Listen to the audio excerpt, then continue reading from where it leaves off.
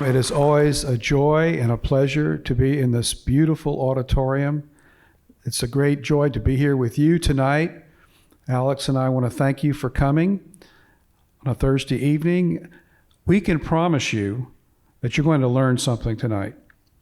And we can promise you you're going to be fascinated by many of the things we're going to be talking about. And we can promise you you're going to enjoy the journey and the slides that we have to show you tonight. Before we begin with our program, however, we interrupt this program for breaking news. Just this week, a story has broken that Alex and I are following very closely. It is really right off the screen of the movie Independence Day. We want to begin our program tonight by bringing you up to date and up to the minute with the latest news that bears on the topic of our program tonight. Alex, as a journalist, would you please tell us what this news story is? And let's talk a few minutes about it before we begin with the material tonight. Yeah, absolutely. So, and please hop in and correct me when I get the details wrong, as I'm sure I inevitably will here. But this week, a story was published in The Debrief, which is an online news source that focuses on intelligence, military. They have a dedicated UFO section. The authors of that story, Leslie Kane and Ralph Blumenthal, are really well regarded as reporters in the kind of UFO space. In 2017, they broke the news in the New York Times that the Pentagon had for many years been researching UFOs with a secret program. So for that reason alone, this story I think is worth paying attention to. It has a pedigreed authors who know what they're talking about, who are well regarded. And the story's subject is a whistleblower, a relatively high-ranking intelligence official who came out and, to put it as sensationally as I can, I think would say that the U.S. government has recovered craft that appears to have been created by a non-human intelligence. And you take it from there, elaborate. What else do you know about it? Yes, well, that's exactly right. This former intelligence officer basically said that he has evidence that the United States military has recovered alien, for lack of a better word, spacecraft, and that the U.S. government re-engineered those spacecraft to get stealth technology and other technology to use in the current fifth-generation fighters that we have today. Now, if you look at the last American jet fighter before the stealth fighter, you'll notice that there is a missing link. The last jet fighter before the stealth fighter looks entirely like the last jet, I call it, looks just like a jet fighter, jet plane, F-16, something like that. The stealth fighter looks like something out of a science fiction movie. It doesn't even look like it can fly. So who knows? We're not suggesting that this story is accurate or even true, but it's out there and it's almost not getting daily coverage in the press right now, and it's a story to be followed, and we will continue to follow it.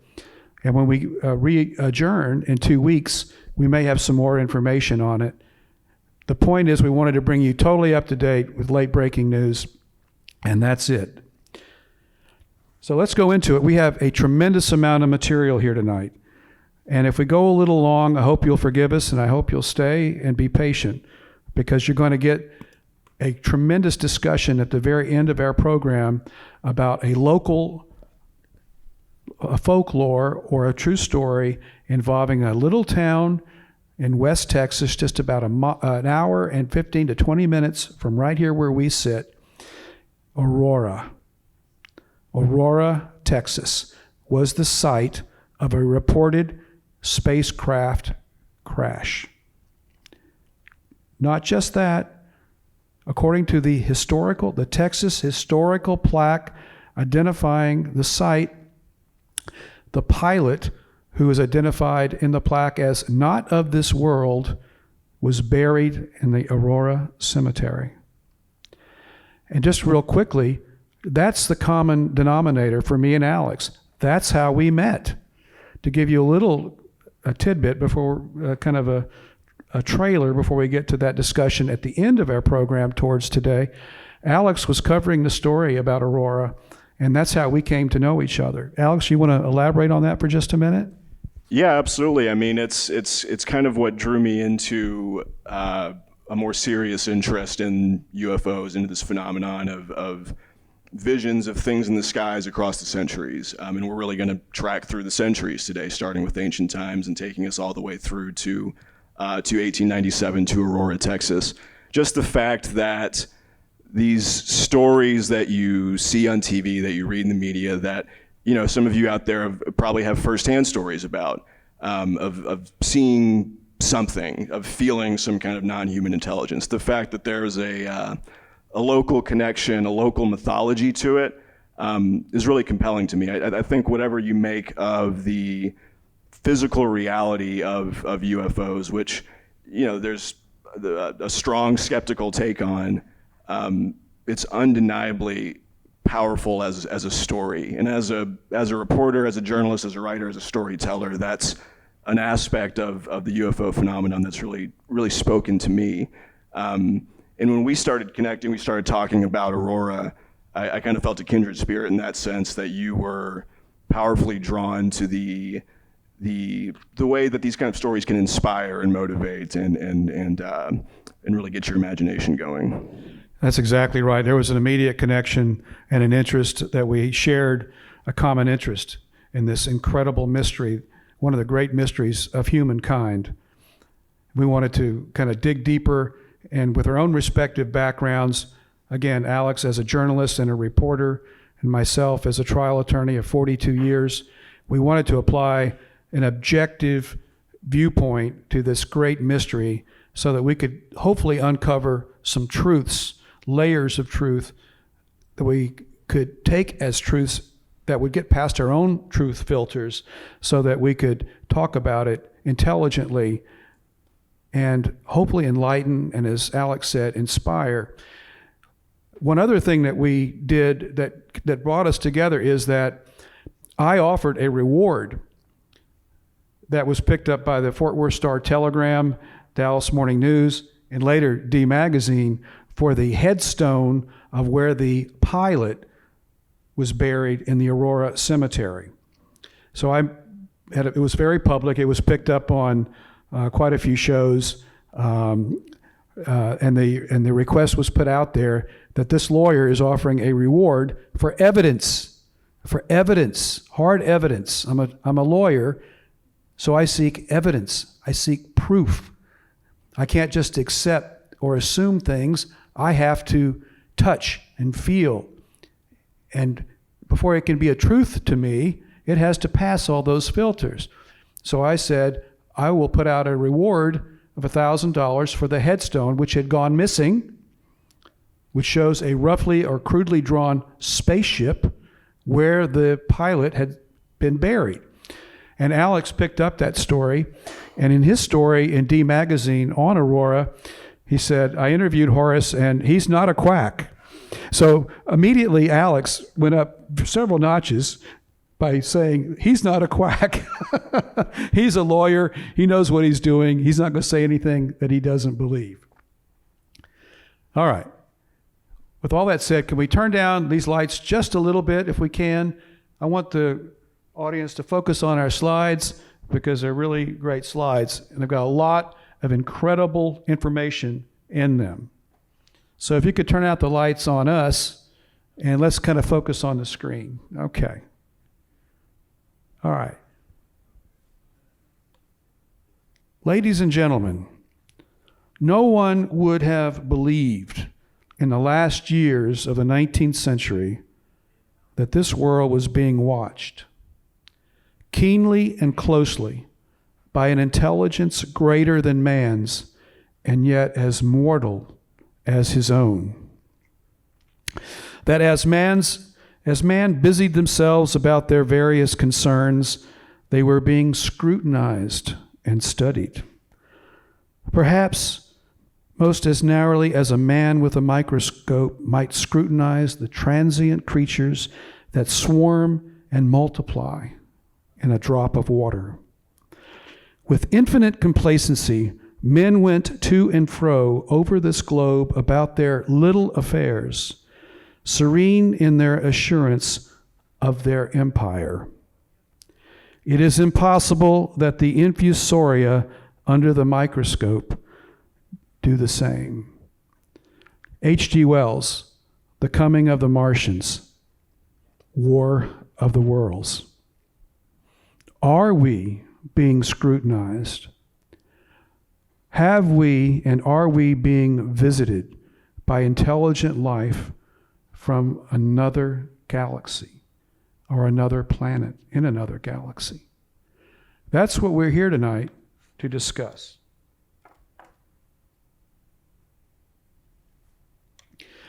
Unidentified flying objects have been a topic of fascination and controversy, obviously, for millennia. The term UFO, of course, refers to any aerial phenomenon that cannot be readily identified or explained. More recently, an acronym UAP has become popular in the vernacular, and that stands for Unidentified Aerial Phenomenon. For some reason, that's caught on. I like UFO because I grew up with it, and it is I think is an apt description for things that we cannot explain or readily identify easily.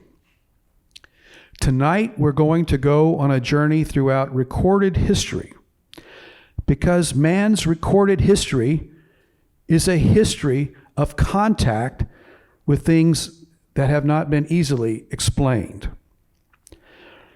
Now, there have been countless stories and accounts of sightings, encounters, and unexplained aerial phenomena, captivating our imaginations and sparking debates regarding the existence of extraterrestrial and intelligent life.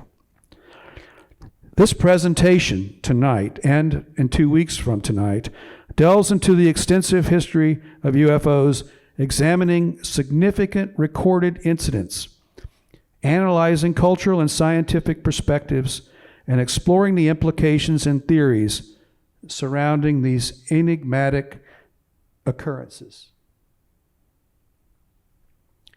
From the dawn of time, from man's very first attempt to record life and what he saw or she saw, there have been unexplained phenomena. Ancient texts from all over the world, all different spiritual traditions and all over the world in different cultures, in different geographic locations, there have been descriptions of aerial phenomena. In India, for example, in the great text, the Ramayana, there are descriptions of flying objects. Now, ladies and gentlemen, we're talking thousands of years ago, not yesterday, of flying objects that were named Vimanas. Egyptian hieroglyphs, and we're going to see these later by my own pictures. I've been there to see some of these places, to find out again. As an attorney, I need evidence. I want to see, touch, and feel things. Egyptian hieroglyphs depicting objects that appear to be submarines, helicopters, and aircraft. You're going to see these tonight, later on in our presentation. And from the dawn of time, there have been ancient UFO encounters. Cave paintings seen here. Now, what does that look like? Looks like a rocket ship, doesn't it? Not only that, it looks like it has exhaust or flames perhaps coming out. And you can see what appear to be wings, cylindrical shape. Ancient cave paintings, petroglyphs, and sculptures from various cultures, again, thousands of years old, depict flying objects.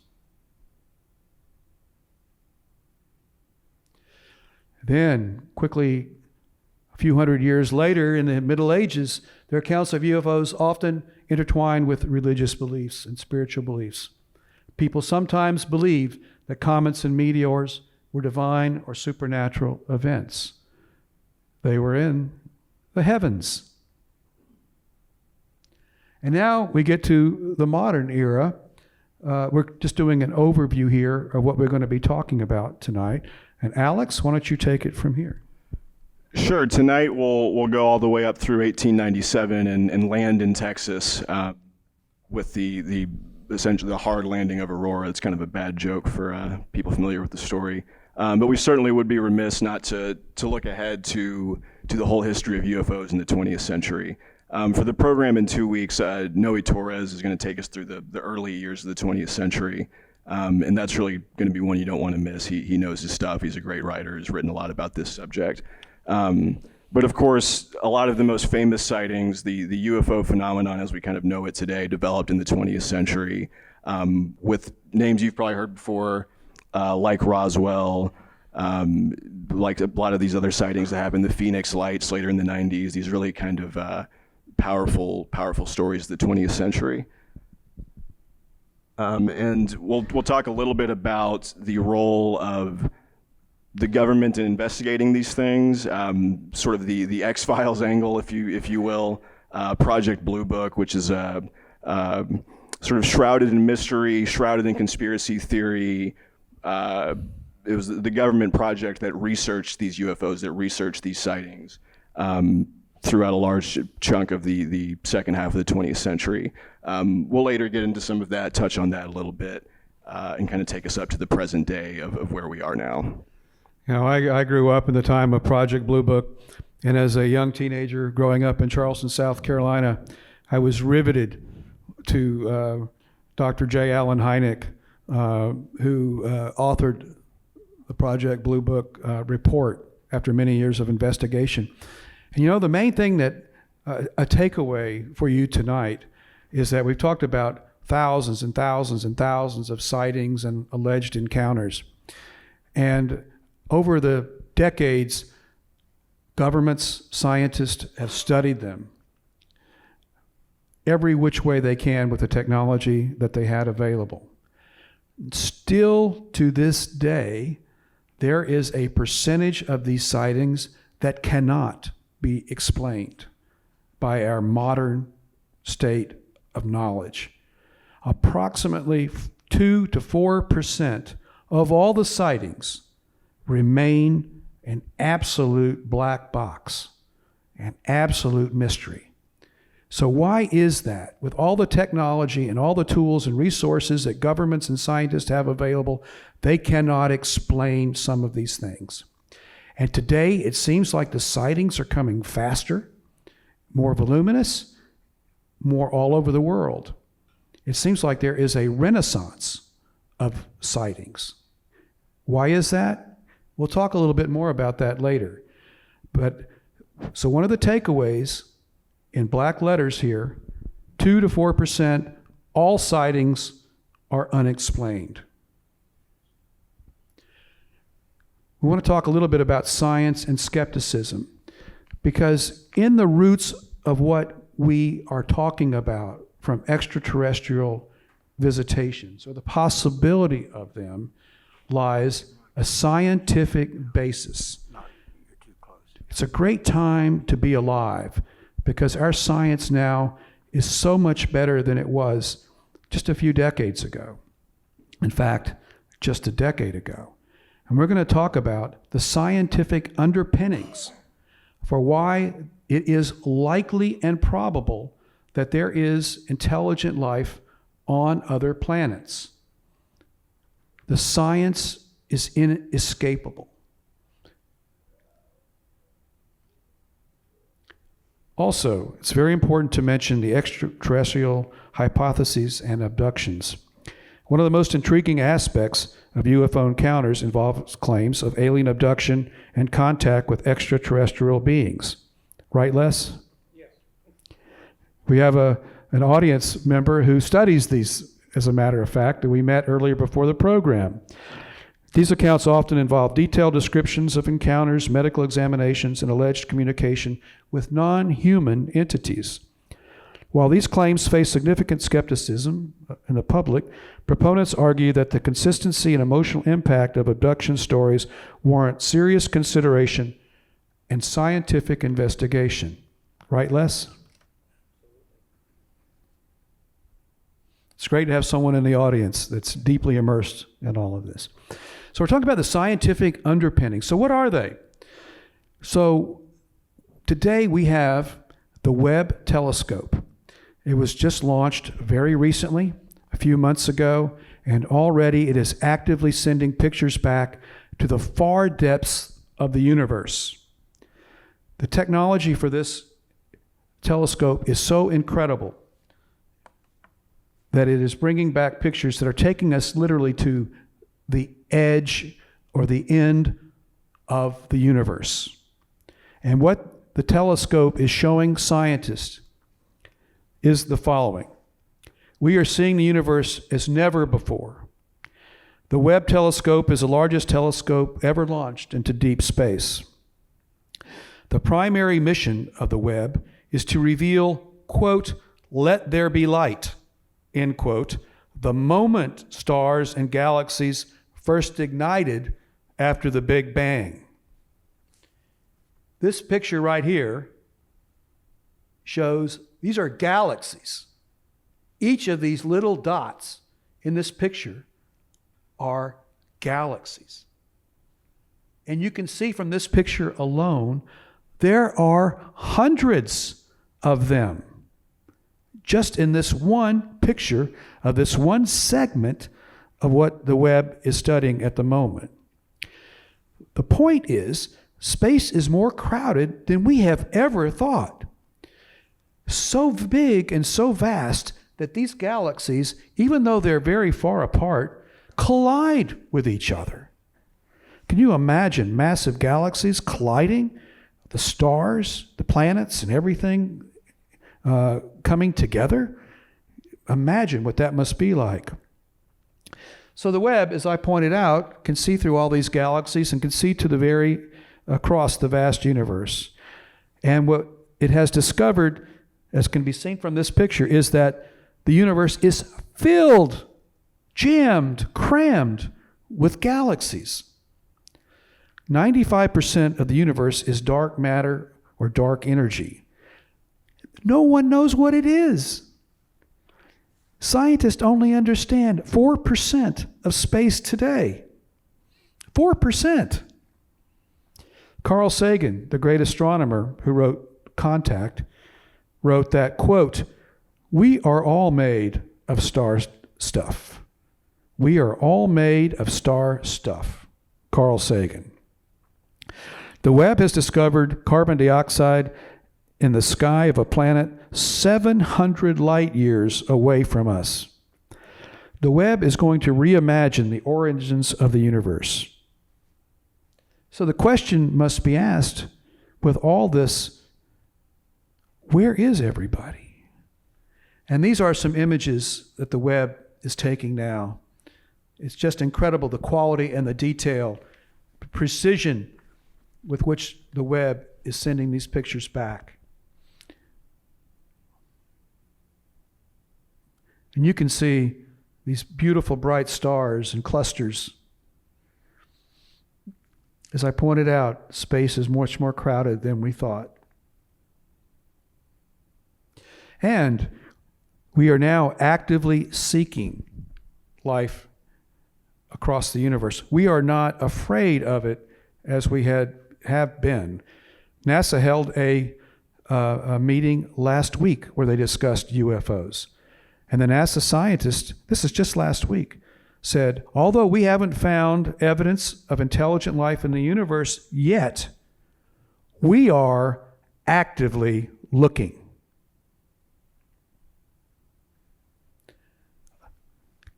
Other worlds. Are there other planets like ours?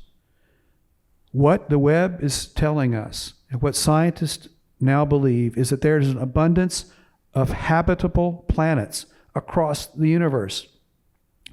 There are hundreds of billions of potential Earth-like planets in the universe. So we have to ask, why is it such a stretch to think there may be intelligent life out there?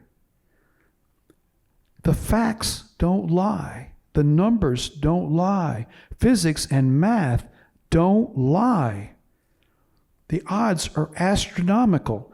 There's not just one source of intelligent life out there, that there are many, many. So, as we talked about earlier, we talked about cave paintings and cave art. UFOs are nothing new. They've been around since the dawn of recorded human history. There have been sightings for thousands of years. They're all documented on these cave drawings, cave paintings. What are these figures that look like spacemen with what appear to be helmets, spacesuits? Now, they could be just representations of a spiritual or mythical realm from the cultures and the people that did this. But they repeat over and over again, all across the world. Indications of ancient UFO sightings can be found all over in rock glyphs and hieroglyphics and cave art. Importantly, in the Middle Ages, Renaissance masters painted UFOs in their art.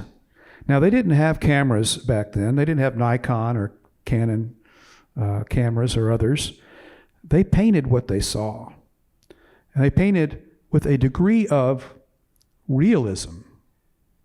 In the Middle Ages, we see evidence of aerial phenomena in their paintings. In this case, one appears to be hovering over a house. Here, in this religious painting, you see a dove represented in an elliptical object with what appear to be some kind of rays or light coming from it. Now, yes, it could be a spiritual symbolic representation. Let's look at some more. Here, in this painting, in the background, we have what appear to be some objects in the distance of this particular painting. Here, in this Indian representation, we see what appears to be a winged being with a man riding it. Here, in this, again, a religious painting, appears to be some kind of an object, again, in the background. And it gets even weirder. This little object, again, in this painting of a Madonna, right here, appears to be kind of a nondescript little object, but you look a close-up, and there it is. Again, it looks like an object with some kind of energy or rays emanating from it, and it again appears to be hovering in the background. Another example of what appears to be a craft or an object in the sky hovering with light rays, not just around the object, but going down from the object to Earth. Very interesting painting here. Objects over in the sky. Many objects represented here in this particular painting. You can see them all around here. And of course, then there are religious figures appear to be floating on a cloud. Again, these are the Middle Ages. And you see what appears to be, this appears to be an object here in the sky with other unidentified kind of objects around it. Clues. Interesting clues everywhere. Again, an object here with light source coming down. to Earth.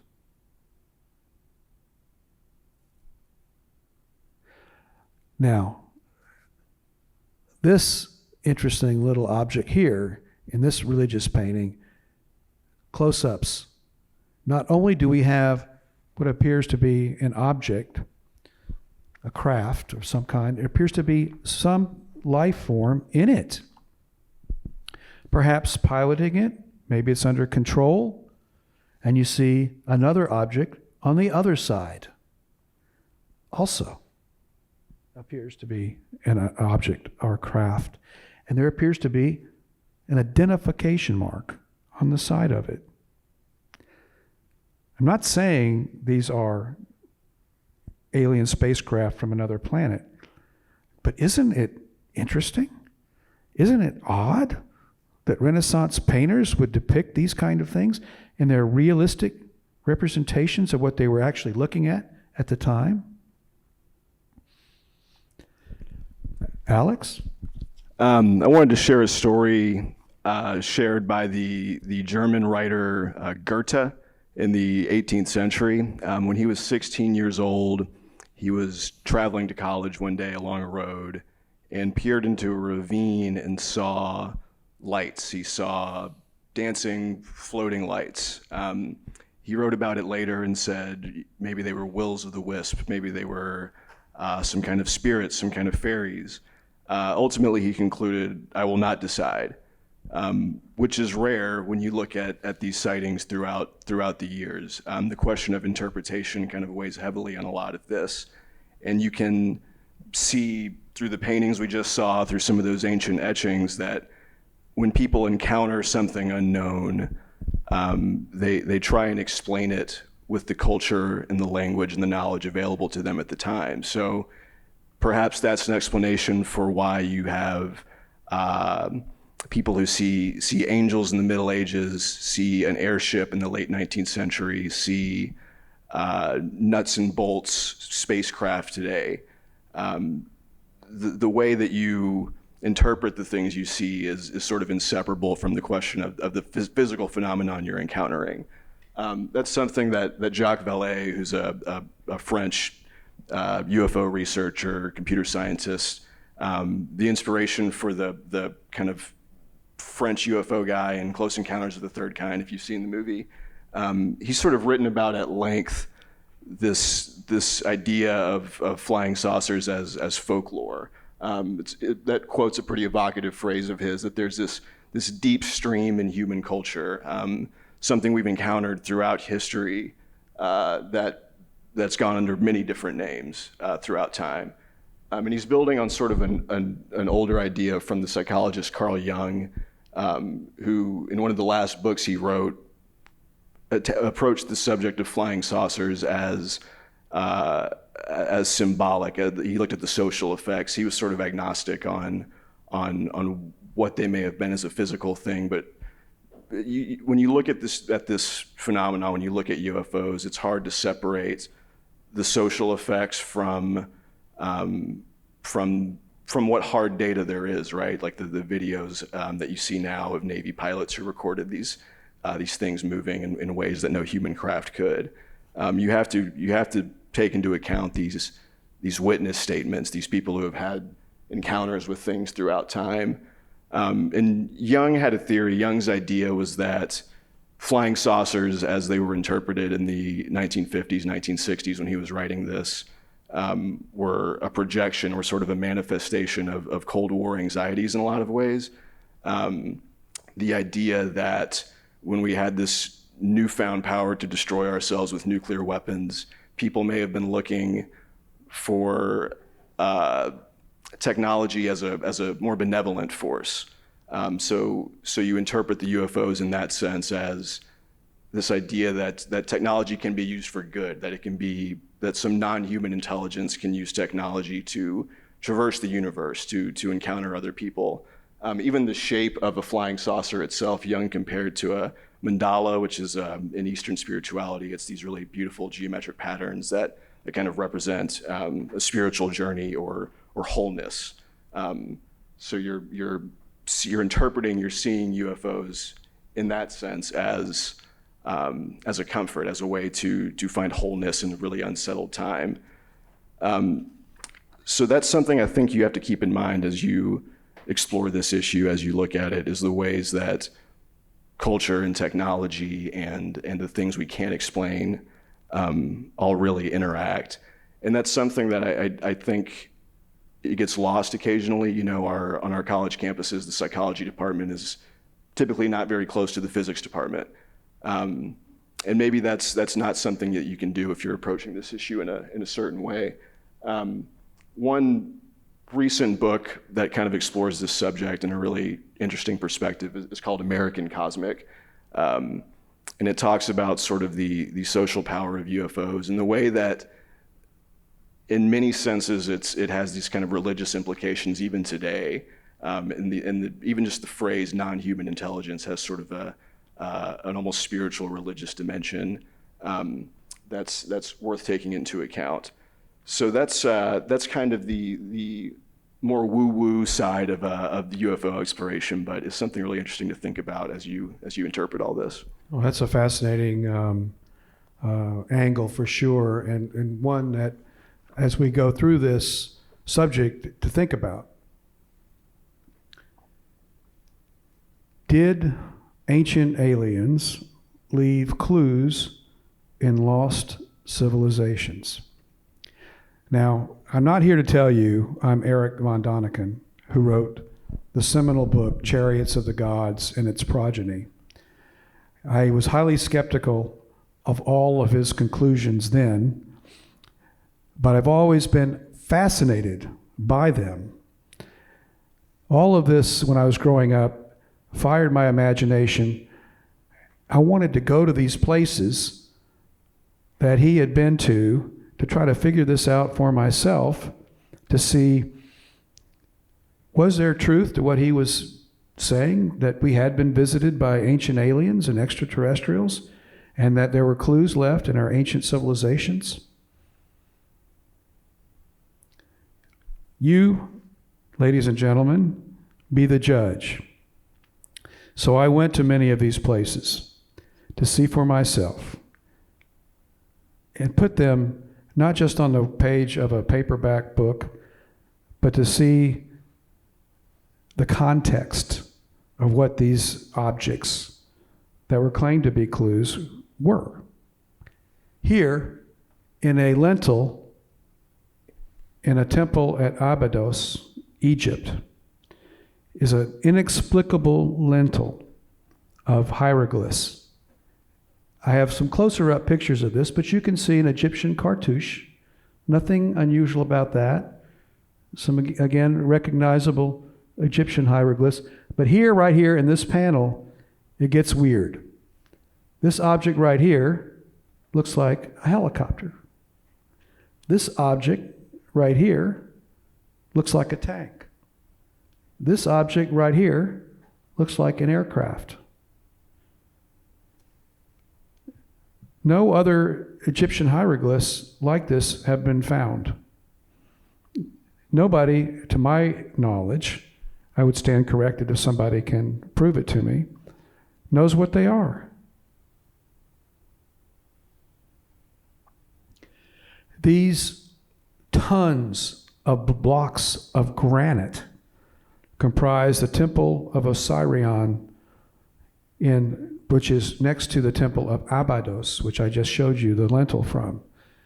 Look at the size of these blocks of granite. This is a huge temple. It's subterranean now. It's underground. And this is the entrance. So a human being fits within this entrance. You can see the size of these blocks that weigh tons. Not only that, look at the fine edges on these blocks. With primitive tools, how did they do that? How did they cut and dress, transport, and move these stones?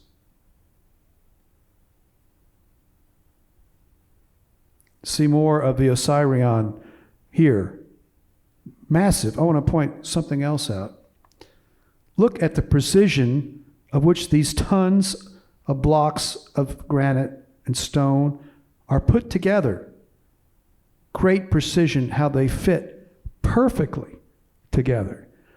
I dare say, with all of our technology and tools today, we would be hard-pressed to recreate this kind of structure.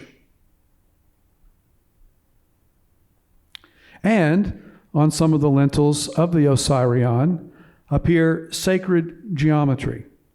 This is a very famous symbol in sacred geometry called the flower of life, which is encoded math principles, physics, and so forth into this symbol. It's a geometric pattern. Again, you can see the flowers of life on these lintels, huge blocks in the Osirion. What in the world are they doing there?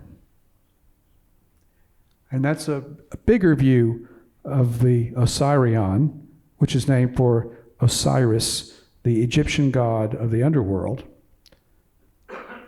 Note that I said it was subterranean.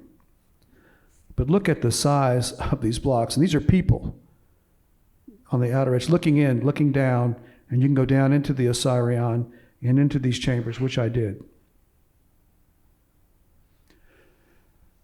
It's a very famous picture. This is from a small enclosed space in the temple, Egyptian temple at Dendera. You go down a few steps into this very claustrophobic space. It would be dark as night without a light source. And in this space, they carved these reliefs.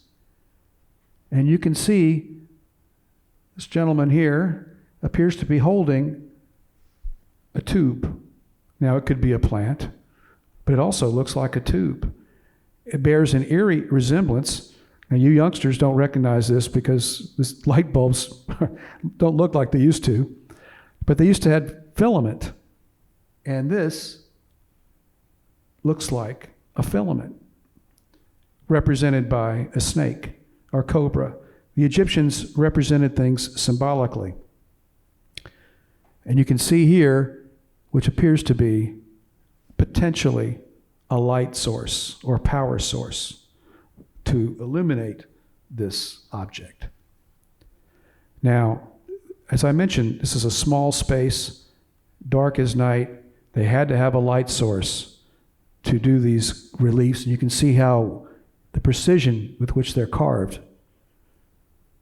Did they have light? Electric light? To help them do this? You can't underestimate the ancients. Light source, power source, tube, cord, person holding it up. I have several pictures of this. And again, potential, is that a power source? It kind of looks like a battery. Just throwing these out for consideration. You be the judge. Again, looks like a tube, a filament. Or is it just a plant being held up for some religious representation? Another picture. You can see there's two together, touching almost each other, being held up. Clues that our ancestors learned something from another civilization, another form of intelligent life that may have visited from another planet. Again, you see these again. Very famous in lore. Here I went to Paracas, Peru, a very desolate area, to see the skulls, the elongated skulls, which had been represented to be alien skulls. And you can see these skulls represented with their mummified. The dry climate preserved them. It's a classic photo that some had represented to be an alien skull. Well, these are not alien skulls. I can pretty much tell you that. They are elongated skulls. But why? Why would you do that to a child?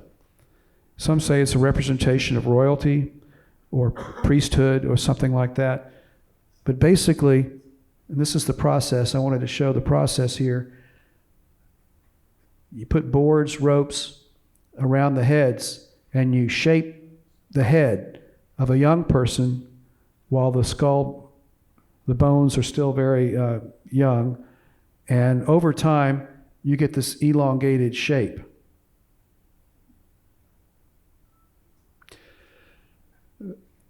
It's fascinating to think about that many of the representations of aliens do have beings with elongated heads.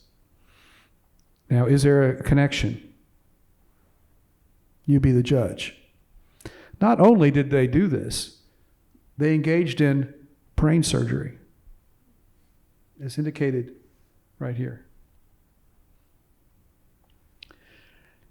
Continuing my efforts to find the truth, I went to Nazca, the plains, the desolate plains in Peru, where the famous Nazca lines are located.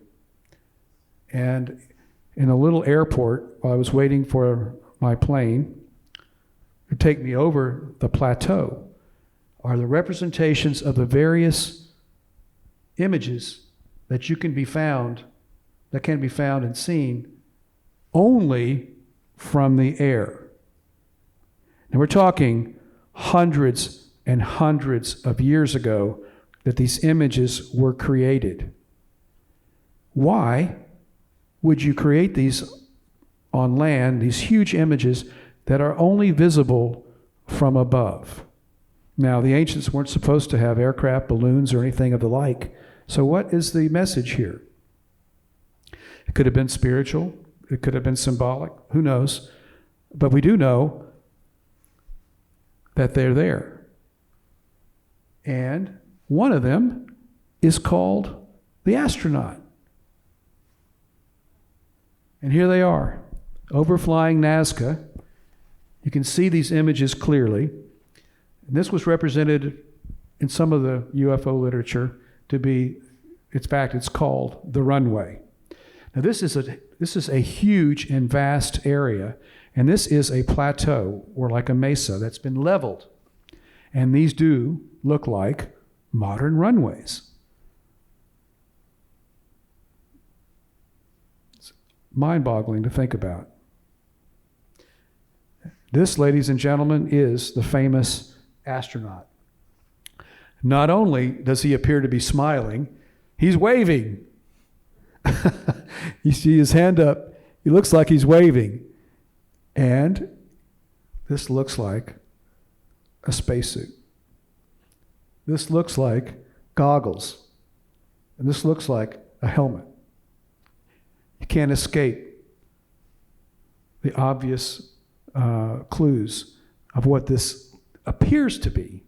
I'm not saying it is, but it appears to be.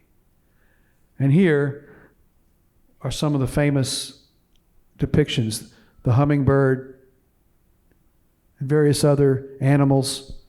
There's spiders, there are dogs, monkeys. Can you see the monkey? Here, the head, the front arms, also the back arms or legs, the tail, beautifully represented. Beautiful work of art. This is huge. Again, if you were on the ground looking at it, you couldn't tell what it is. Only from above. What were they saying on this desolate plateau? This is a dog. That's the head, the body, and these are the legs. Again, these are art. And this is a road, by the way, cut through it, so you can see how big it is.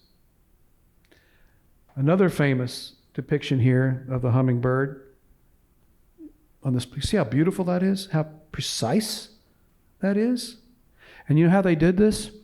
The desert there, the soil is so dry that if you take a scoop, you can scoop the soil, not too deep, scoop the soil, and you create images by just doing that. And they're preserved because of the dry climate for hundreds of years, not thousands, but hundreds of years.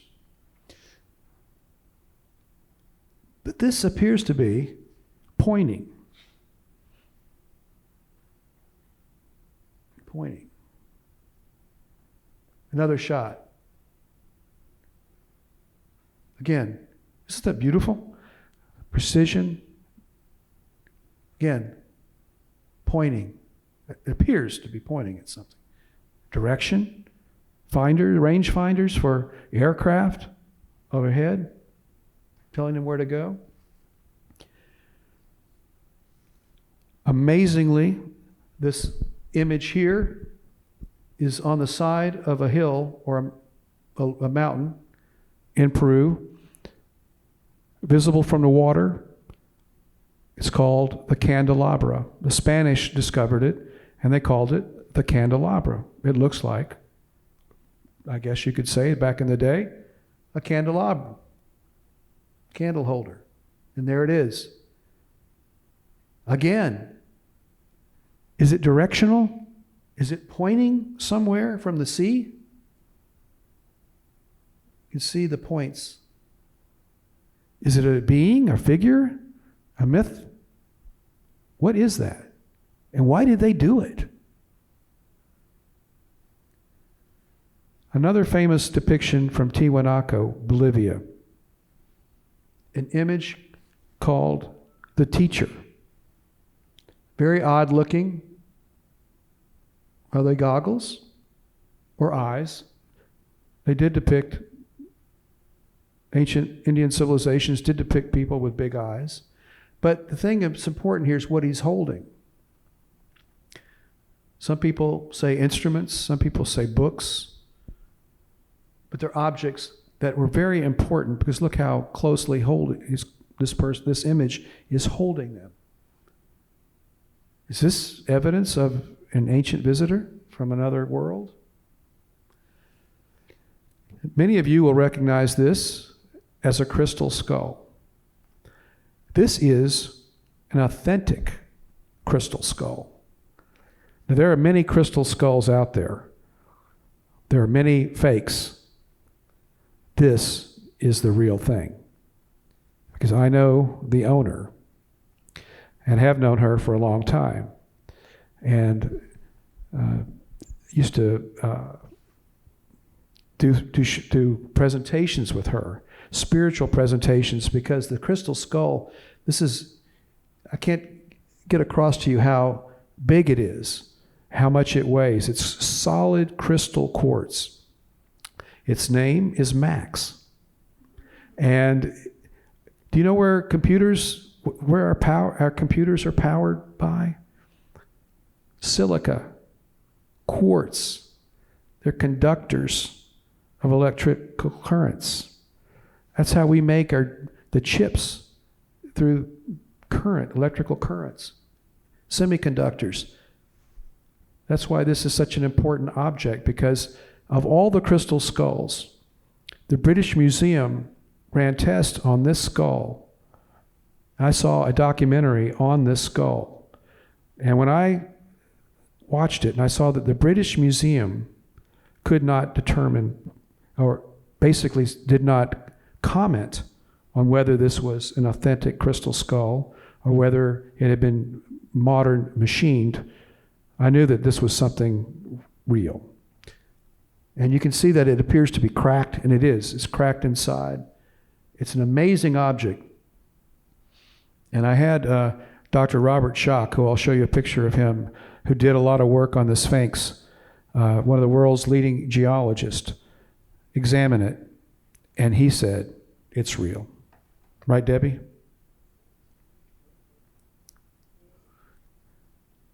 Many of you will recognize this as the Aztec sun calendar. An incredible object. How the ancient Indian civilizations knew astronomy better than we did until modern times. This is the ancient Aztec and Maya god of water called Tlaloc, with big rounded, what appear to be eyes or goggles. Doesn't this appear to be machined? Were the ancient gods Machines? From another civilization? You have to ask yourself that when you look at these. They're so odd looking. Like a block. Water runs through it. That's why it's called the god of water, Tualak. Another ancient god. This is in the city of El Jahin in Mexico. Strange, bizarre figures, headdresses, and motifs. This is a picture of Sacsayhuaman, which is a fortress outside of Cuzco, Peru. Look at these massive stones. I can't begin to tell you how many tons each of these stones weigh, but look how they're put together. This is monumental. All over the world, there are structures like this. A closer look. Look at how these stones are cut almost like laser precision, how they're put together. With primitive tools, can you do that? Can you move them? The ancients were either far, far more sophisticated and able to do incredible things than we thought, or they had some help. Saving some of the best for last. Pumapunku, right next to Tiwanaku in Bolivia. Desolate site. Treasures abound, and I don't mean gold and silver. Blocks, hundreds of them, dispersed throughout this massive site on this plain. And look at these blocks. These are hundreds and hundreds of years old, and they look like they were, you could go to a factory in Dallas or Fort Worth and see them in the yard right now, cut beautifully, ready to go into construction. How did they do this? Again, our guide was pointing out, look at the precision of these cuts and these lines, how they fit together.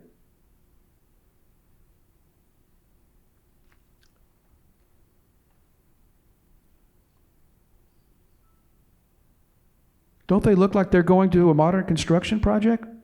Into a tall building right now?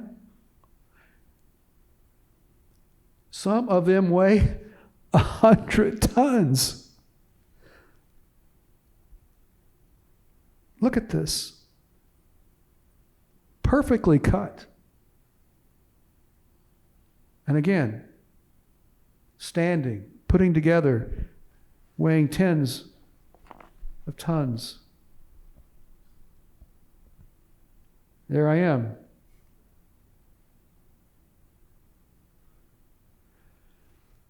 The Egyptian pharaoh Akhenaten, with his spidery-like features.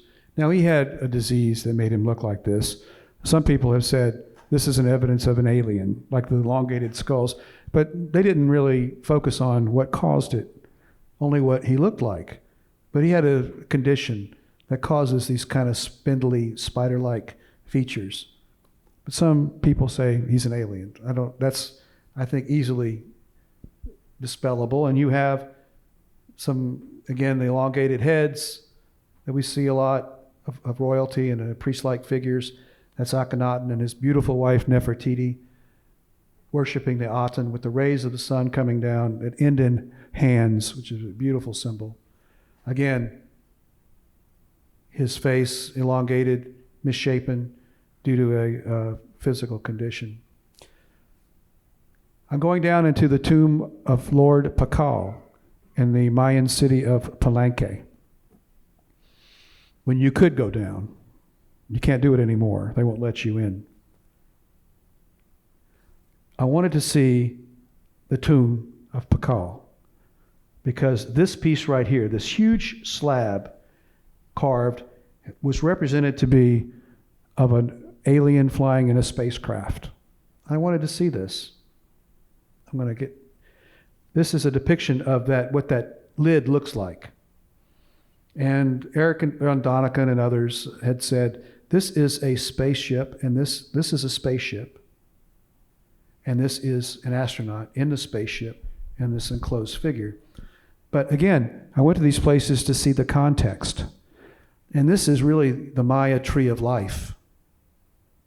And it is of an image of the Lord Pakal, this great leader of this great Maya city, Palenque, actually descending into the underworld, Xibalba. So you can see how it looks like a spaceship with a pilot in it, but when you look in the context of what it actually represents, it's a spiritual depiction.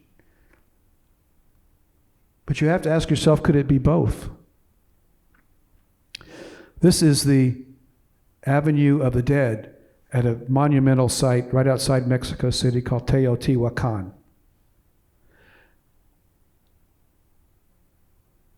And I'll explain that in just a minute. But what I want to explain right now are these incredible colossal figures, which are, you'll see me next to one in a minute, and you'll see how large they are. They're called the Atlantes. The Atlantes are these incredible figures that resemble warriors. And there you see them on the top of this temple right here. This is Tula, the Toltec capital. All over the world, there are these incredible structures. The pyramids of Giza, Stonehenge, take you on a little tour of them. The Colossi of Memnon, El Castillo at Chichen Itza. Debbie and I, my wife, just visited that 2 weeks ago. I was there for the third time. This incredible stone structure here on Lake Titicaca that I touched, it's not a door, but it appears to be some kind of cut pathway. I went up to it, and I felt an energy coming from the other side, and I had visions when I did it. I was shocked. I was not prepared to feel anything at all, but I did. So was this some kind of cosmic doorway? Pyramids, the Bent Pyramid, the Step Pyramid, the Sphinx, Sacsayhuaman, the stones again. Incredible terraces, stone terraces. This is Ollantaytambo in Peru, an Inca site. These beautiful terraces, and they grew their crops straight up on the hillsides and the mountaintops. How did they learn to do this? The altar at Machu Picchu. Look at this block, solid block. It's huge, carved beautifully. And again, the stones put together so magnificently. Of course, this is Machu Picchu. And this is the Temple of the Sun. And this is the hitching post of the sun, where the sun was tethered to this pole or lintel right here because they didn't want the sun to go away. Where did they get all this knowledge to do this? Again, this is Teotihuacan, the Temple of the Sun. And these are the gods Quetzalcoatl on the side of one of the pyramids. And this is the water god Tlaloc, the machine-looking thing. And here are the Atlantes with me standing next to them. That's how tall and big they are. And notice what's on here. It appears to be some people have suggested these are weapons. And this looks somewhat like, I have to say it does look like it. And Flash Gordon looks like a ray gun. I mean, it kind of does. Now, was it? I'm not saying it is, but it kind of does. You can see why somebody might see that. And this is the great pyramid at Chichen Itza, El Castillo, when you could climb up. Can't do it now, or you get in big, big trouble. But this is, I call it the perfect temple, the perfect pyramid, because it represents the 365 days of the year. On the equinox and the solstice, you can see the serpent climbing the steps because of the way this is aligned with the sides. When the sun hits it at a certain angle, the serpent goes all the way up the stairway. Now, these are stairways to heaven. Why were pyramids built in the first place? And why are there pyramids all over the world? And why are they going to the heavens? Are they recognizing where we came from? Did we come from the stars? I'm just throwing these out for considerations. These are questions I've had since I was a kid. This is the Temple of the Inscriptions in Palenque, where I went inside the tomb to see that slab myself. This is me with Dr. Zahi Hawass, who for many years was the director of antiquities for all of Egypt. And we became friends. He wrote the foreword for my first book, Showing Up, which we call Archaeology of the Soul. He says that only about 30% of the sands of Egypt have been excavated or uncovered so far. 30%. So that means there's 70% left to be uncovered. We're living in a wonderful time where advances like LIDAR and technology will allow us to uncover many of these great mysteries once and for all. Again, going down into the tomb. This is a ceremonial bath at one of the temples in Peru where you cleanse yourself before going on into the journey of hiking the Inca Trail, which I did. Tikal, Guatemala. Again, temples, stairways to heaven. I was able to get a shot of the lid to the sarcophagus of Lord Pakal. And here it is, in its place. And you can see in this chamber, how did they get this thing in there? This thing weighs tons into this small enclosure. Mind-boggling. Here I am. This is Palenque. This is the famous structure at Palenque. It looks oriental, kind of interesting. This is called the Acropolis Palace. Temple of the Jaguar, again at Tikal. Beautiful temple structure, stairway to heaven, a beautiful pyramid. And this is Dr. Robert Schoch. He and I journeyed to Mexico to figure out some of these mysteries. And this is the god Quetzalcoatl, the creator god. This is me inside the interior chamber of the Red Pyramid. I've been in the chamber of the Great Pyramid, the Temple of Khafre, and the other temple in Giza. I've been in a lot of interior chambers, climbed through them, these small spaces, because I wanted to see them for myself. Were these burial chambers? This is me on top of the Temple of Dendera, where I showed you what appears to be the potential representation of tubes. The Bent Pyramid, the Colossi of Memnon, the stele between the paws of the Sphinx, which you cannot go into now. Again, the Temple of Jaguar. This is Robert Schoch and I on the Temple of the Sun at Teotihuacan. We're looking at the Temple of the Moon.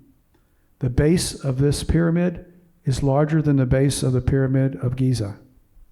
All over the world, there are these same representations. So was there a common civilization, a common psyche, knowledge, what have you, wisdom that created all these things? And people were dispersed around the world and they kind of did their own cultural versions geographically? Or did early human civilization have help? Stonehenge, how to get those blocks to the plane where they were erected. Alex, you want to take us a little more modern? Yeah, we've been all over the world, and now we're going to move hundreds of years up and back to the U.S., just as evidence that you don't necessarily have to go to Palenque to find potential evidence of UFO encounters on Earth. I'll warn you now, the pictures for this part of the presentation are not quite as striking as some of what we just saw.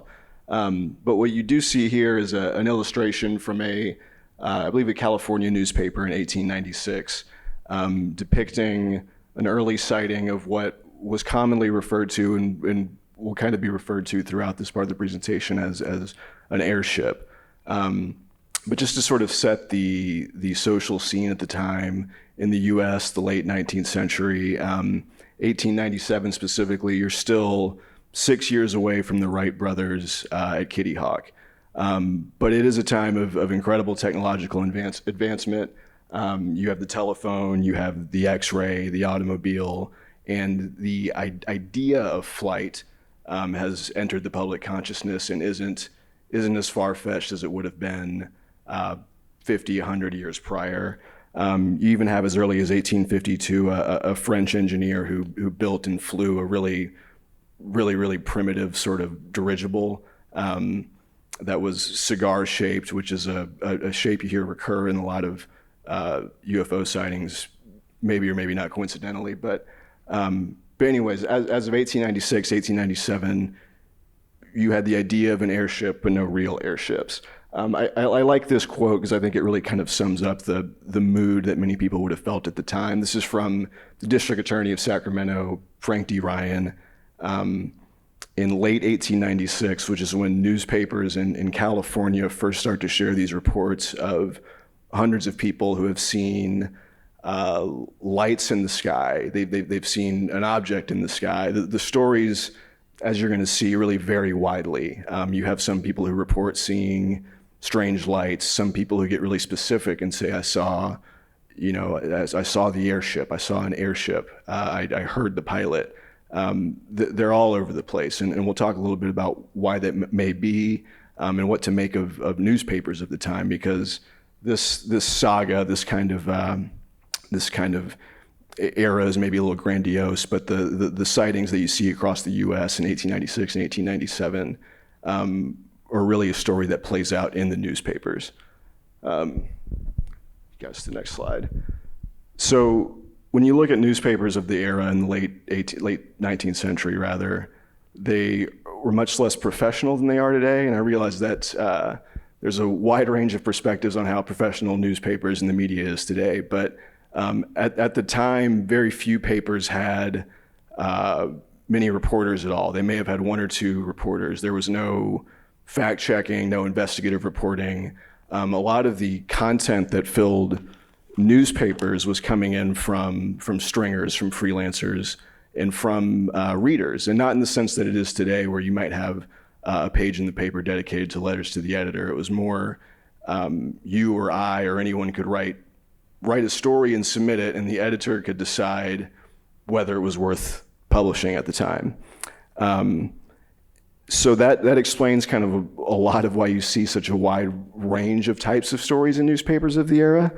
And because there wasn't any fact checking, it wasn't as professional as it is today.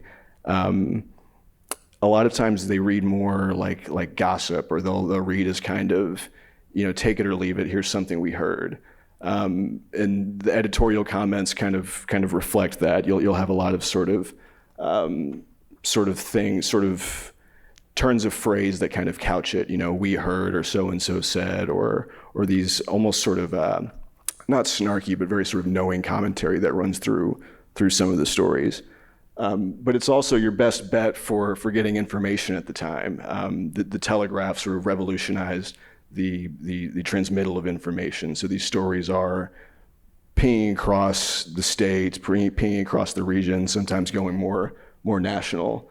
And so as these sightings in 1896 in California kind of peter out, they start to move east and into the Midwest. And so papers in the Midwest start picking up more and more of these stories.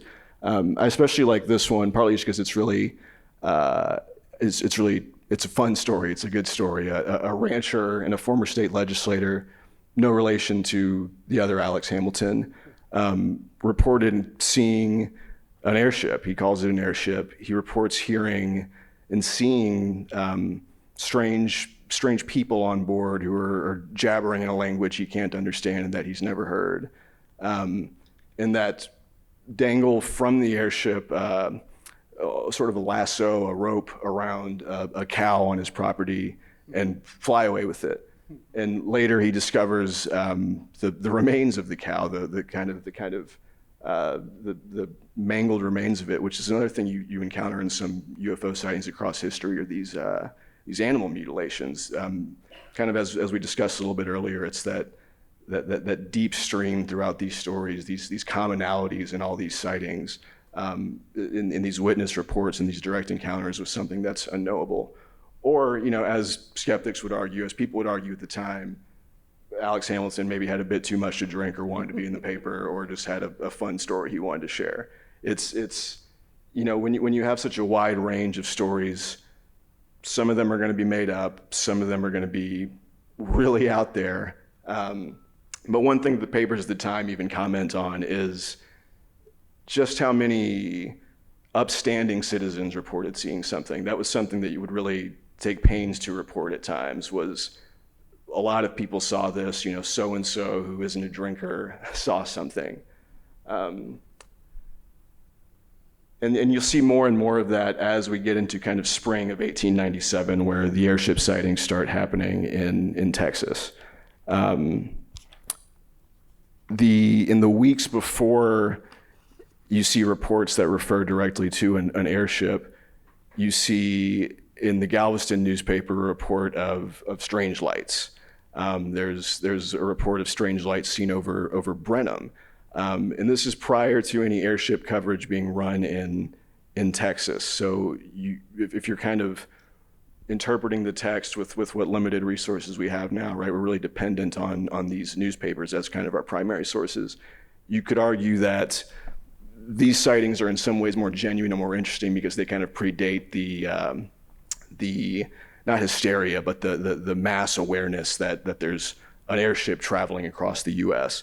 So those are especially interesting. But as you get into March and April, more and more reports start to come in, and the Dallas Times-Herald, the Dallas Morning News, you can kind of tell from some of the editorials, some of the coverage they're running, that they're a little overwhelmed by the amount of submissions they're getting, and that they don't quite know what to make of it. So a lot of times they'll sort of hedge it. You'll have, it's funny, if you go back and look at these actual newspapers, you'll have dozens of stories, sometimes presented really straight-faced, here's what happened, sometimes kind of, wink, wink, isn't this a strange one, this is crazy. But then also sort of these very sober editorials saying, again, look, a lot of people are seeing something, we're getting these submissions to the newspaper, something's going on.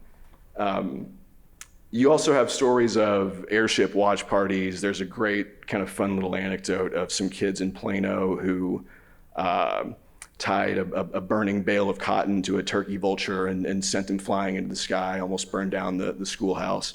So people were talking about the airship all over in April of 1897 around the Dallas area. But by May, these reports really kind of peter out. And eventually you even have a piece in the Dallas Morning News where it almost seems like they washed their hands of it. And for a long time afterwards, there's not much coverage, much talk at all about the airship phenomenon of the late 1800s. But one story really proved to have some legs, and it's what happened in Aurora, Texas, which is about 25 miles northwest of Fort Worth. It's an extremely small town. It was an extremely small town then. It's never been anything but an extremely small town. So in the date line of this particular story that would prove to be so enduring is April 17th, written by a man named S.E. Hayden, who describes the airship sailing in low over Aurora, appearing to be in some kind of trouble. It's going slow. It looks like something's gone wrong. It crashes into a windmill on a Judge Proctor's property, flinging debris everywhere.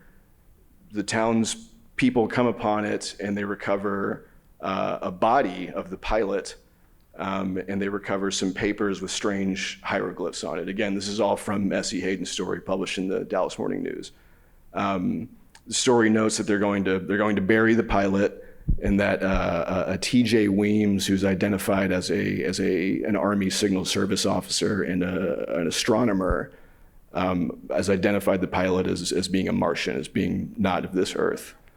And that's essentially the story. There is no follow-up from S.E. Hayden. The Dallas Morning News does not write about this again for decades. But if you fast forward to the 1960s, this story sort of resurfaces.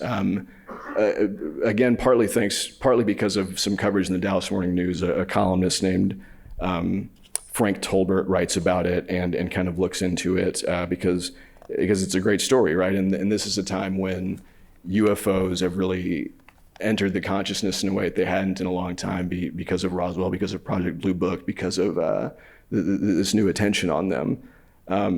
So this sort of restarts an interest in it and leads to more investigations, kind of people going back out to Aurora and possibly seeing what's gone on.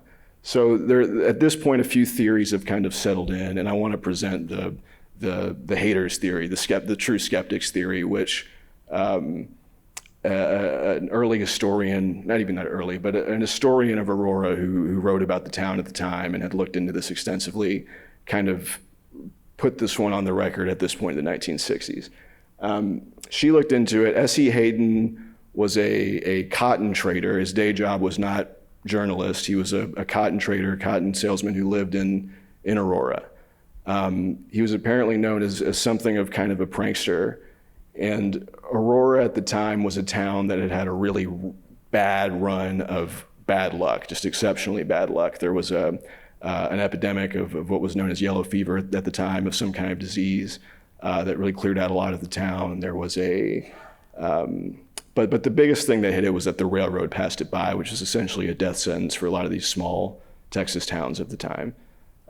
So this historian who was looking into it concocted this idea, or presented some compelling evidence for the idea, that S.E. Hayden had made up the story, partly as a prank and partly to try and bring some attention to a town that had really been passed by. Of course, that's not enough to kind of expel all other theories, but that was her idea of it. Judge Proctor was a real person. S.E. Hayden was a real person. The windmill may or may not have existed. There's a surveyor's records of the time don't show a windmill, but if you look into it some more, there's a kind of very compelling physical evidence that there was a windlass, which is kind of like a pulley that was on the property. So the windmill evidence isn't maybe as compelling as it would be for the skeptics otherwise. But those are essentially the conclusions shared by the Dallas Morning News in the 1960s, were that this was a fun hoax that lasted because it's a good story, but that nothing really happened here.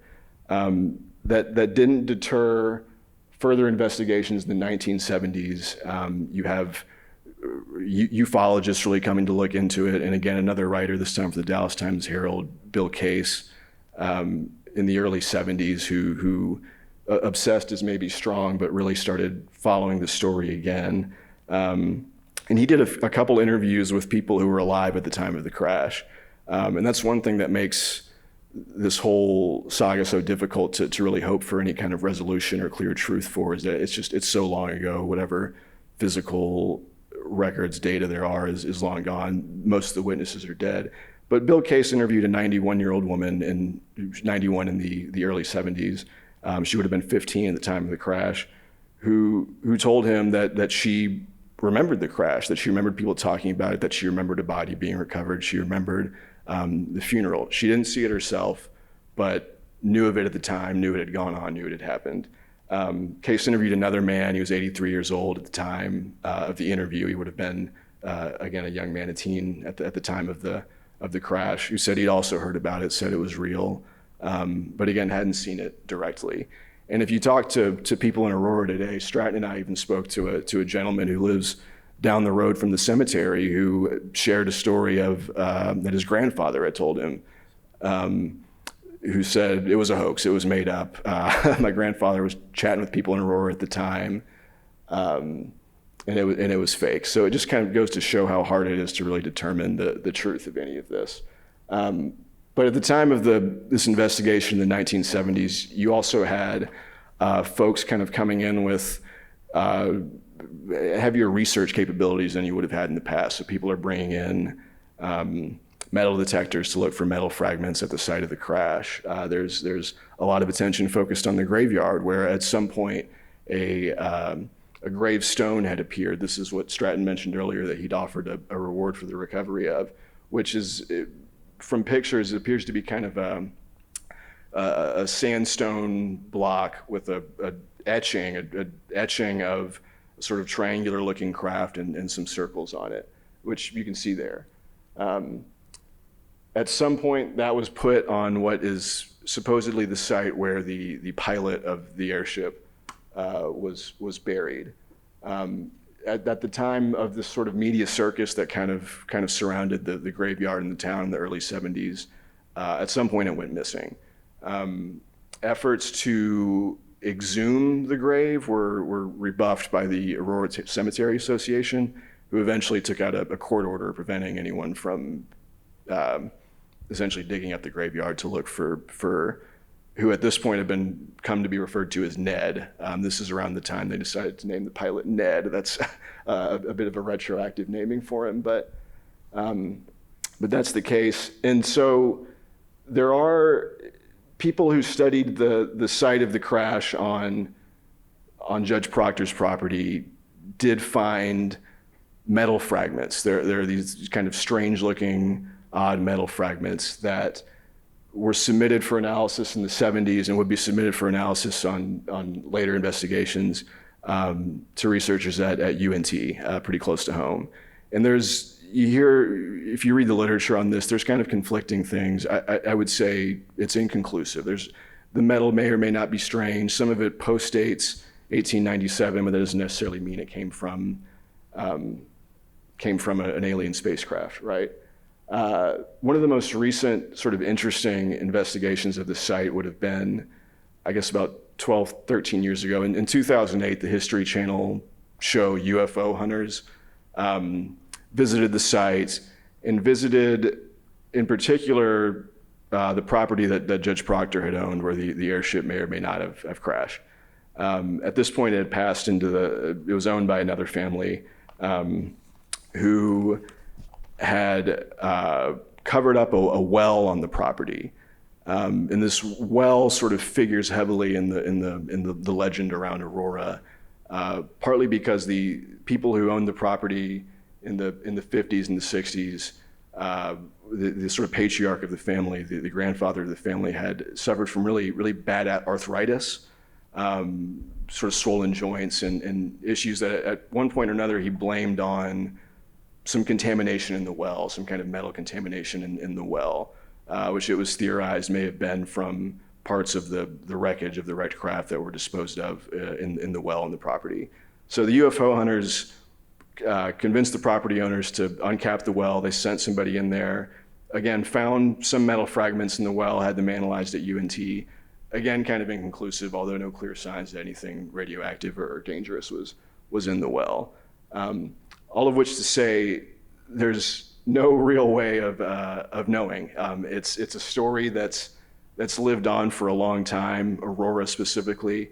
I think in large part because it's such a great story, and it's so interesting that it predates kind of the post-Roswell idea of UFOs, but has so many commonalities with the way that we think of UFOs today. S.E. Hayden, that story was one of the few to identify the airship pilot as explicitly being extraterrestrial. A lot of the other stories at the time, even the ones that really go far out there beyond we saw something strange, some of them refer to meeting pilots of the airship who were from the North Pole, or a mad inventor who was secretly piloting this thing across the country.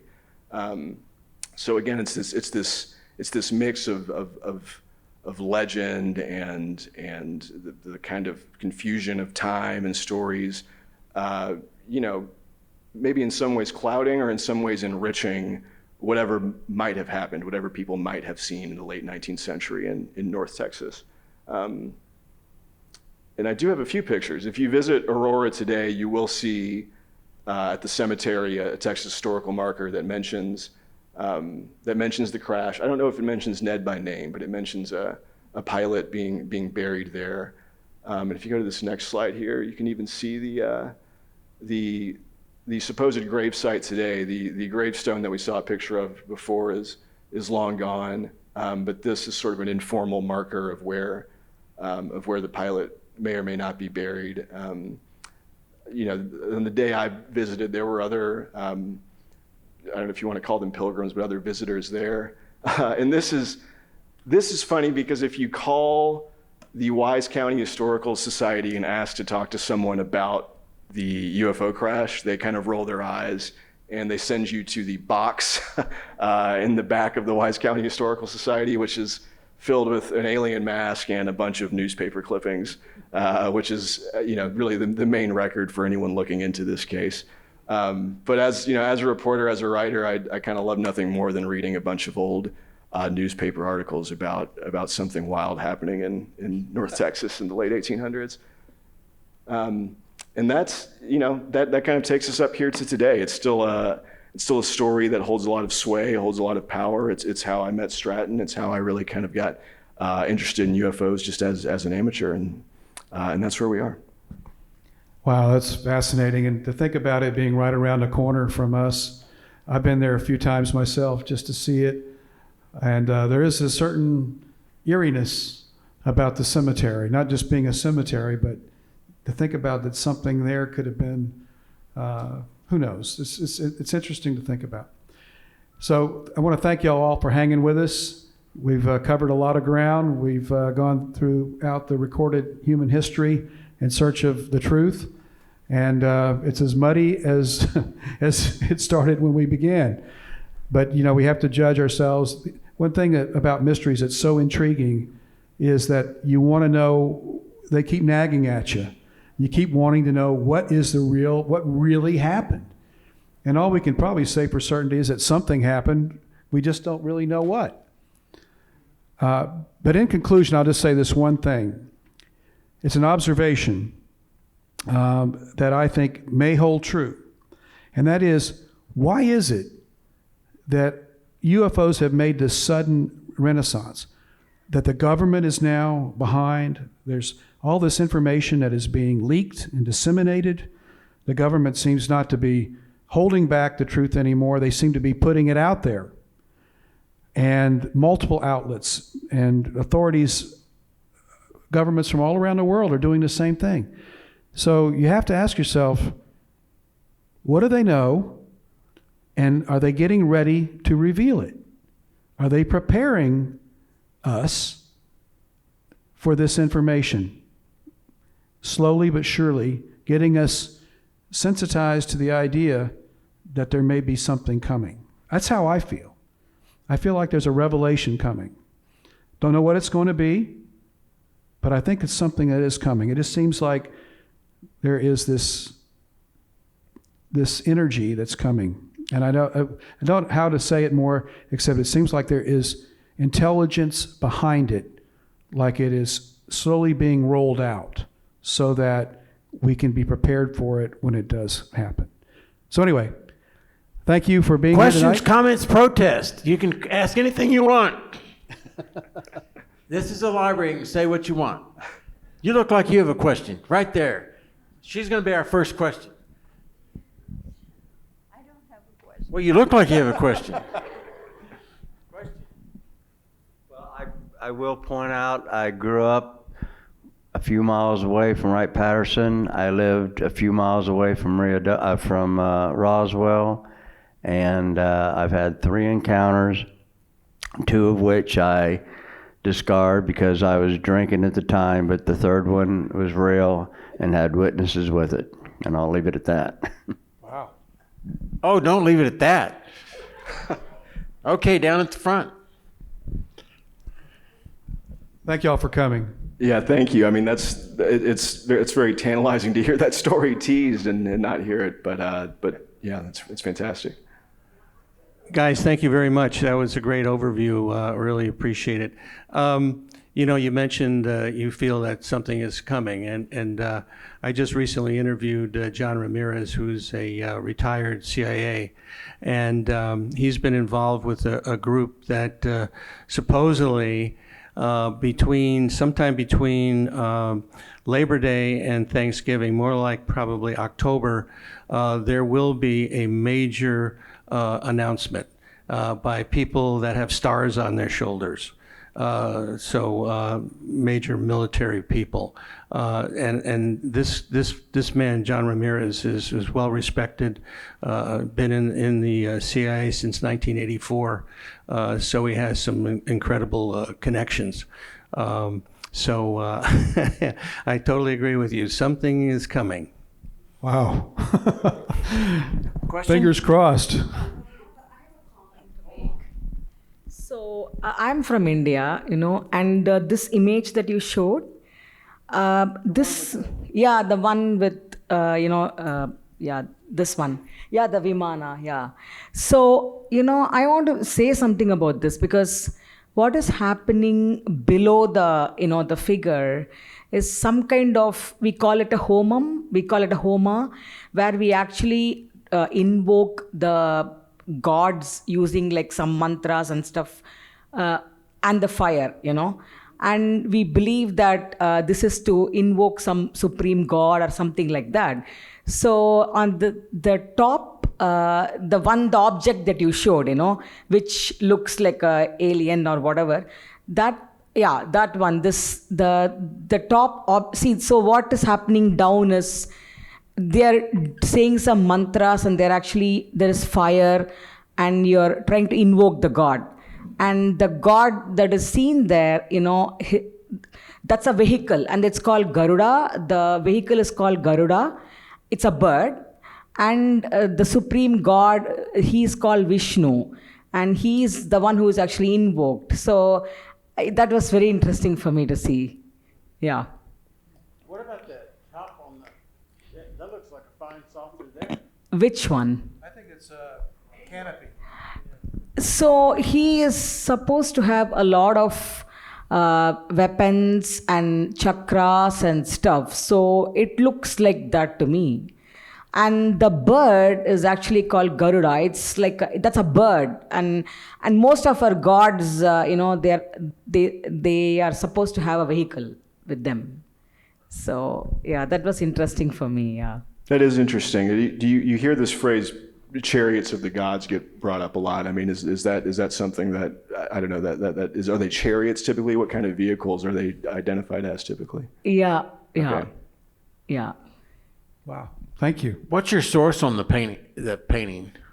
Looking at ancient representations of aircraft and strange. No, I mean, was it from the Veda or one of those texts? Oh yeah, yes, the Ramayana. It's called Ramayana. Yeah, Ramayana. Yes. Thank you. Thank you for sharing that. Questions, comments? Okay, right. To add to what was going on, that the House of Representatives are to hold a hearing of whistleblower UFO claims. This came out today with James Corner, the Republican chair of the House Oversight Committee. So they're going to try to get witnesses with this gentleman who was a whistleblower. Oh, it's in Congress? Yes. House of Representatives is looking at this? Yes, this came out today. Okay. Wow. You're an hour late. I guess I winked.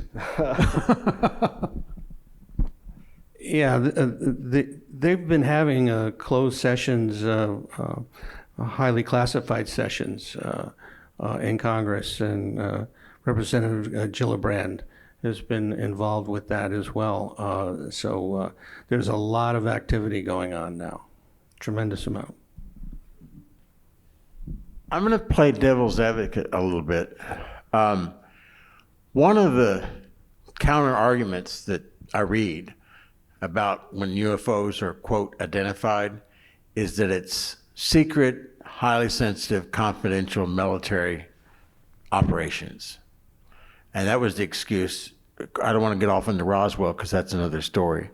But that's one story. And then the other one is, well, when we see the UFOs in the ancient art, oh, well, that was a comet for sure. Can y'all comment on those questions? Well, I mean, I would say that there's no real way of knowing, right? That's a hard question to answer. I mean, I approach it from a very kind of agnostic perspective. It's you make what you can of the data, right? And I think that's why, I think that's one reason why it is important to talk about these things, is to kind of destigmatize it. The fact that it's in Congress, that you have Navy pilots, these really credible, respectable sources coming out and sharing their stories, I think helps destigmatize it in a way. And the more data you have, the more cases you explore, the more you're able to say, this was a comet, this was an air balloon, this we don't know, and we need to keep looking into it until possibly we can know. And the same, we talked about this in the program, but when you look at the ancient cases, or you look at even the airship sightings, so much time has passed. It really is. It's hard to say for sure, right? Until we have any kind of new data, which I think is why it's important to keep investigating, keep looking into. Anybody else have a comment, question before I?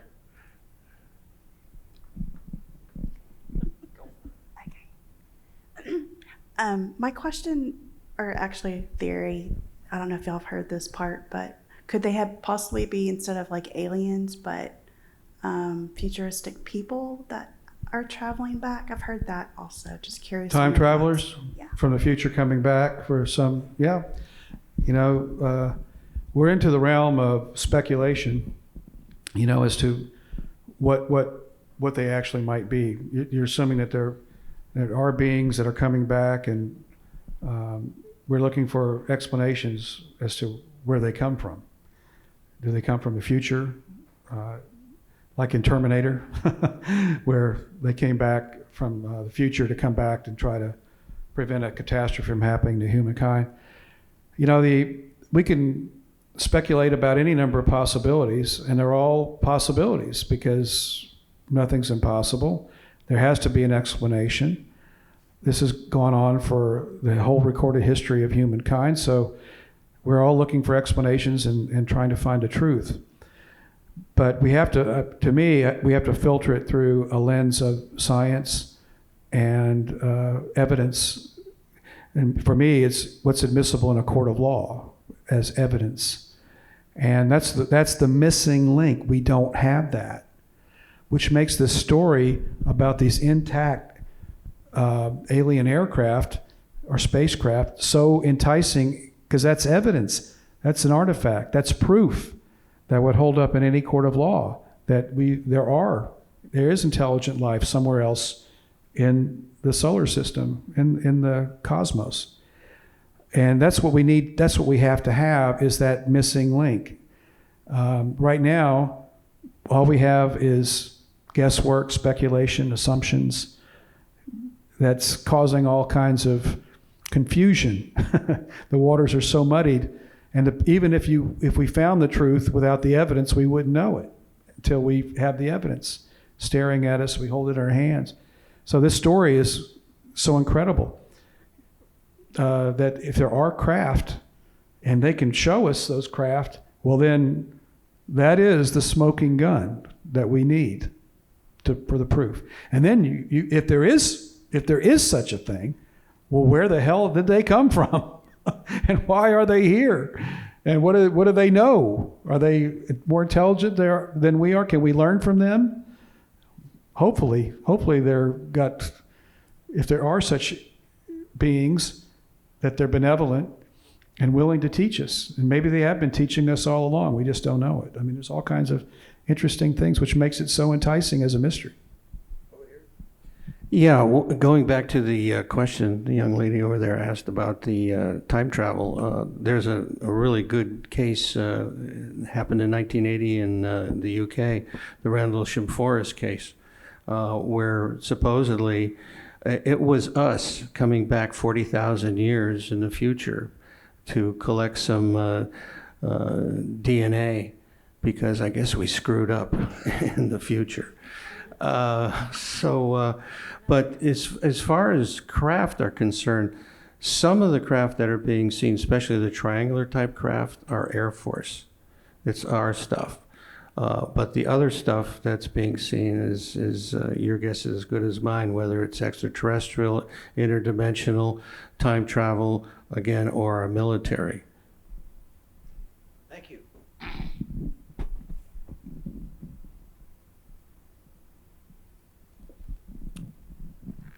I'm curious as to what they have found in these, the things, radio stuff in New Mexico. Are they reporting those information that they've, and is this taking the place of Arecibo in Puerto Rico? Okay, I'm not quite understanding, ma'am.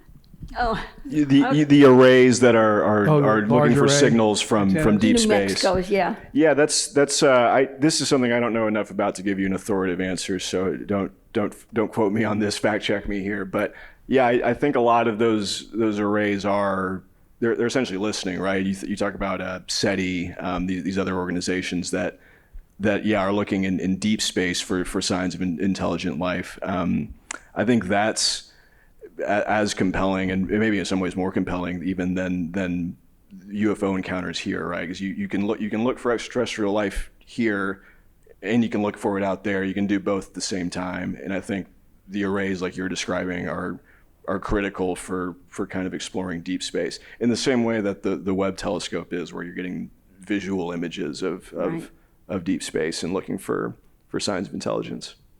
So, whatever you want to call it, in Arecibo, that it's kind of fallen apart, is this taking the place of that study to continue it? You know, I don't know if it's considered a replacement or not, and I don't know enough about the latest kind of what the infrastructure is like right now for that kind of deep space listening. So I'd be totally out over my skis trying to. So they're try to not answer that. publishing the reports anywhere, it's just being kept within the government then? I'm sure there's some level of transparency there, but as anyone knows who's looked into this, there's also a lot of just closed black boxes where who knows what's happening. So I couldn't tell you. Okay. You know, this all points out to human beings have an insatiable curiosity. And this has captured all of our imaginations. The public wants to know what really is the truth about this. So with our insatiable curiosity combined with this incredible new technology, and perhaps artificial intelligence I'm sure it'll be put to bear on these questions, I feel pretty comfortable we're going to find out, perhaps and hopefully within our lifetimes, within a reasonable degree of probability or certainty, what is really happening. I think the opening slide, to quote from the X-Files, the truth is out there. All we have to do is find it. And the important thing is we're looking. Science is looking, governments are looking, the public's looking. I think we're going to find it. I think we're getting closer. And maybe, as we've been talking about, maybe something will be revealed that they've been holding back for many years, not thinking the public was ready for this information, not thinking that we were prepared enough for it. But certainly something seems to think like we're ready now, and the big reveal may be coming. And it may be more than just one reveal. This could be any number of things coming. And considering where we're at today with politics and the polarization, I can't wait. I hope it's something like that that's going to make us forget that stuff and concentrate on some really, really good stuff coming forward that unites us all together. I want to end the evening on a positive question. When we were growing up, I mean, every Saturday at the matinee, the Blob, killing people, destroying buildings and so forth, and the Blob running through the theater and the kids running out the theater. And movie after movie after movie like this. Some monster, some evil person about it. But we didn't see that many movies. I'm not talking about now, but in that time period. Hey, they were coming in here to help grow our crops, have more efficient cars, more efficient energy. Can you comment on that? That's interesting. I mean, I feel like you're you know, when you look at kind of the role of science fiction and spurring our imaginations and affecting reality, I think that is important, right? The culture kind of reflects either the anxiety or the hopes of the time. And I don't know, I think you're probably onto something, right? That a lot of our media, our cultural perception of what it would really be like to encounter a non-human intelligence is scary. Our media about the future of technology is scary. It's dystopian. It's AI is going to destroy us all. We're going to blow each other up with nuclear weapons.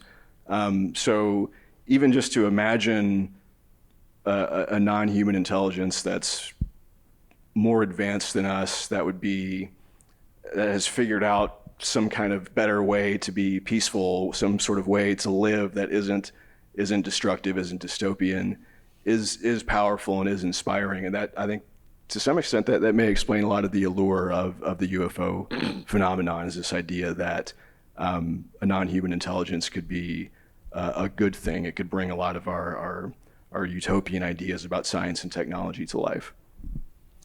I like that. I think it is a positive message. You know, if there is alien intelligent life and it has visited this planet and has been continually for millennia, they haven't destroyed us. A lot of the reasons why I go to these places that I showed you is to get in touch with the kind of, again, the context of the place. Many of the spiritual traditions around the world talk about redeemer gods and gods that did come and teach agriculture, did teach medicine, did teach writing, and were all positive things for humanity. So maybe it is the coming of the new gods that we desperately need to take us to our next level in development and evolution, because we seem to be stuck.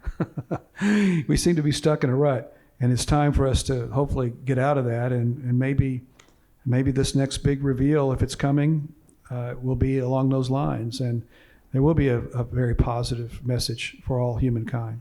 Come back tomorrow night for the Beatles. 2 weeks from tonight, Noah Torres. He's coming up from McAllen, Texas, to talk about UFOs from 1900 to 1939, and they're going to come back to help moderate. If he can come from McAllen, you can come from Allen. Thank you.